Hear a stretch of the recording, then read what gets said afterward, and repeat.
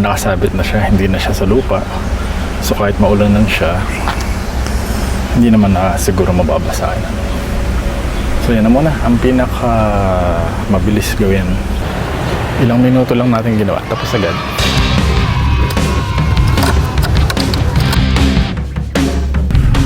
Hindi kinain yung nilagay natin na bird seeds. Actually patuka ng manok to, no? Wala kasi silang African na mix, pero hindi kinalaw ng mga ibon, no? So ayun, gagawa tayo ng bird feeder. Pinakamabilis na magagawa natin, no? From dito sa mineral water bottle. Kakat natin to. Ito yung patuka sa manok. Yan ang mga gagamitin natin. So subukan natin isabit dito, kasi mukhang hindi sana yung mga ibon dito na kumain sa lapag. Yan, hindi tulad dun sa Maynila sa amin. Kapag naglagay ka ng bird seeds sa lupa, talagang pinupuntahan nila at kumakain sila. Pero dito mukhang hindi yata sanay, no? So gagawa tayo ng bird feeder mula dito sa plastic bottle na to. So ang purpose ko kaya gagawa ako ng bird feeder ay para kahit umuulan pwede siyang iwanan. Kasi pag doon lang sa may lupa nakalagay, pag naulanan sira na ang ating bird seed, no? So tara, gawa na tayo. As I said, ito yung pinakasimple, pinakamabilis gawin na bird feeder. Dahil susubukan lang naman natin, no, kung papatulan ng mga ibon dito. Ito gagawin natin. Dahil balak ko rin, tulad sa Maynila, ay lalagyan pa ng camera tong ating bird feeder para makakuha tayo ng videos na mga close up ng mga ibon, kung anong klase ng ibon na pwede dito. Palagi ko mga maya din, no? Pero yung iba kasi na ibon, mga berries ang kinakain na, no? So hindi ko alam kung may mabibilan tayo dito ng mga pagkain ibon na gano'n. Cut natin itong mga corners na to. Yan, mabilis lang naman to. Medyo ingat lang dahil matalas masyado tong kutsilyo ko, no? Mga utility knife kasi itong mga to. Hobby knife pala. Anyway, yan, dyan muna. Then gawan natin siya ng parang roof, siguro mga hanggang dito, para hindi naman masyadong ito dito.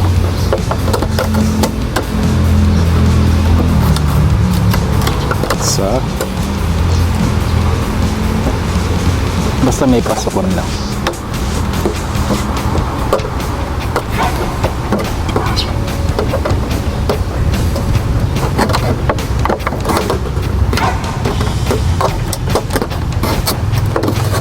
Yan, sa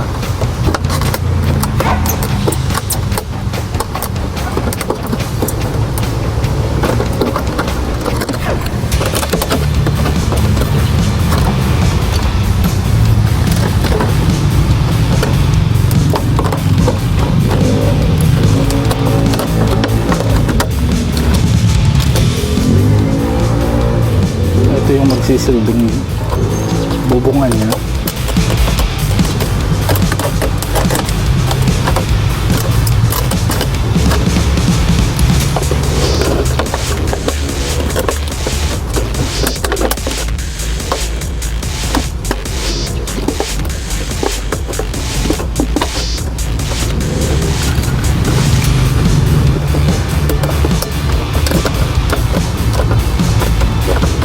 Ito na nga magsisilbing apron para hindi masyadong matalas. Oops.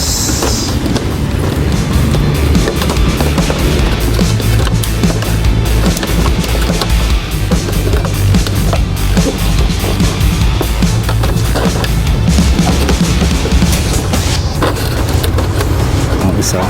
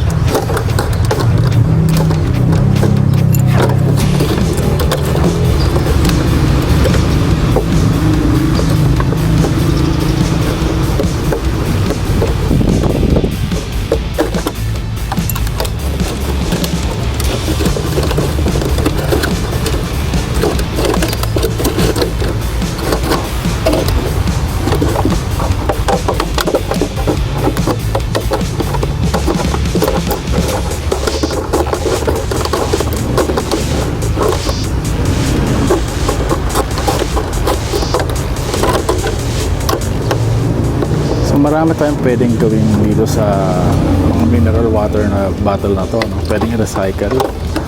At isa nga ditong ginagawa natin na yung bird feeder. Ang importante lang dito, kailangan matibay din siya para kahit na maraming ibon pumunta, hindi siya lulundo o hindi siya masisira, no? And plastic naman to.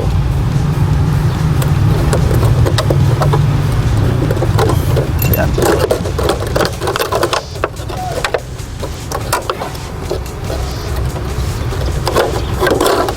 Ingatan natin. Ayos lang.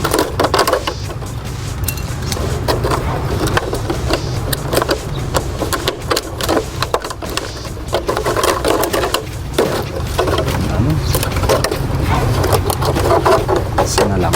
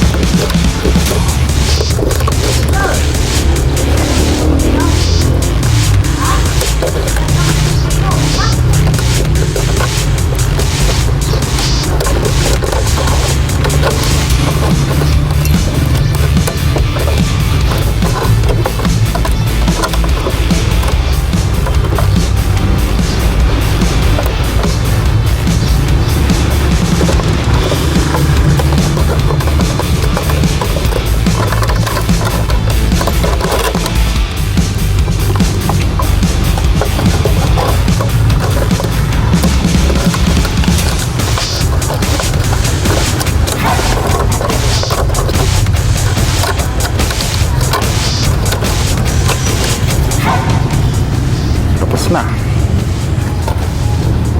Okay. Ito yung sabitan.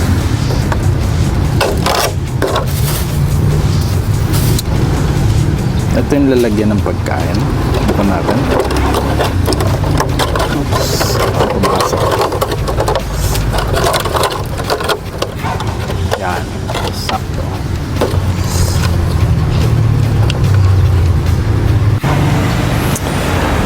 Hanapan na muna natin to ng pagsasabitan.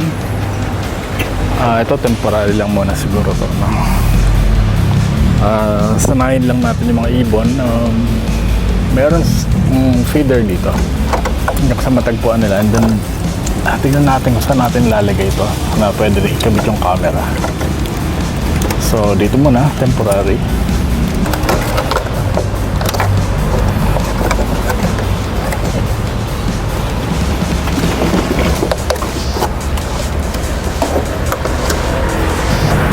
So ito na yung pinakamabilis natin gawin na bird feeder, no?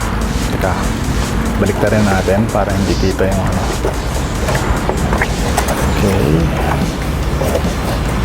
Itong side na to. Yan. So temporary lang dito. Pwesto muna natin dito.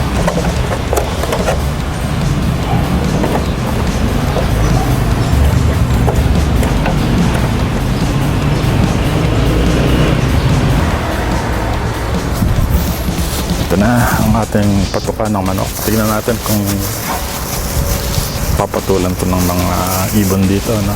Malalaki yung seeds na ito eh. May palay pa.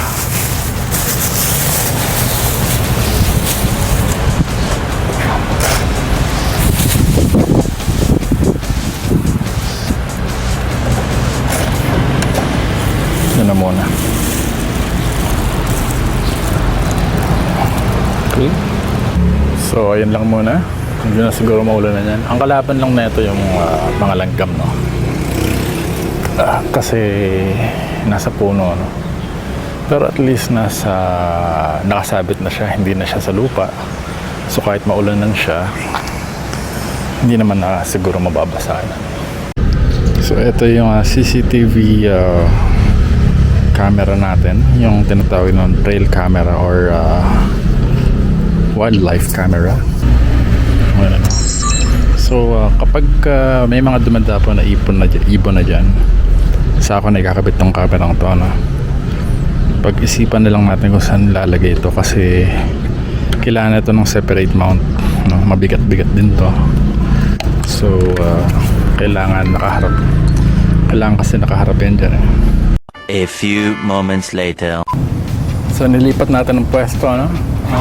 Para ma-accommodate yung ating camera. Yan na ang aking Signify na solar powered yan, no? Actually kahit walang baterya to, nag-charge naman siya, may built-in battery, so okay lang.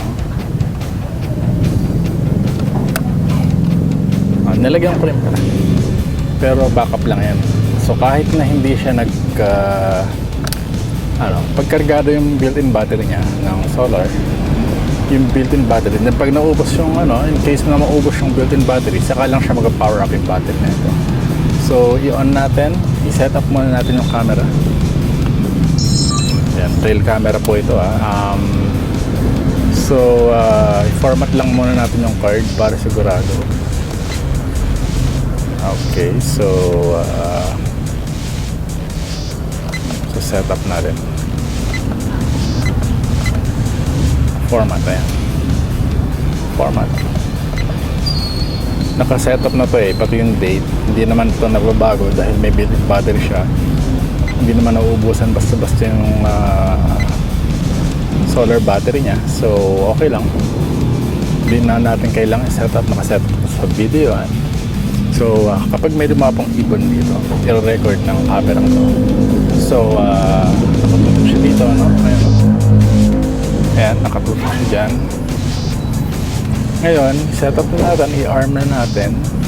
Motion activated po ito pag may dumapong ibon, i-record niya. So, I'm not sure kung tama yung pagkain na nilagay ko, dahil patuka ng manok kasi ito, wala silang available na African mix. Next week pa daw, pero just in case na hindi ito kainin ng mga ligaw na ibon dito, papalitan ko na lang ng African mix or maglalagay tayo ng mga putas dito para dun sa mga fruit eating birds like yung mayang pula saka yung mga sunbird kung meron dito nun. So para makuha naman natin yung ibang mga ibon, hindi puro maya. So set na natin to. Ayan, naka-arm na siya. Auto record ready. Okay, lock na natin. Okay, waterproof po ito, so hindi siya basta-basta nababasa kahit maulanan. Ito lang problema natin, yung ating bird feeder. Kasi nasa puno, baka matuluan din, pero wag naman sana. Dahil medyo maulan na ngayon, July na, Ayan, so naka-set up na siya. All set. Kapag may dumapang ibon dito, magre-record siya automatic. Motion activated.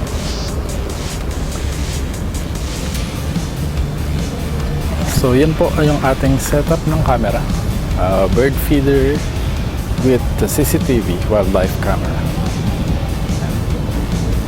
So I'll be back sa mga susunod na araw para i-test ko kung merong mga nakuha ng ibon. Until next time, bye.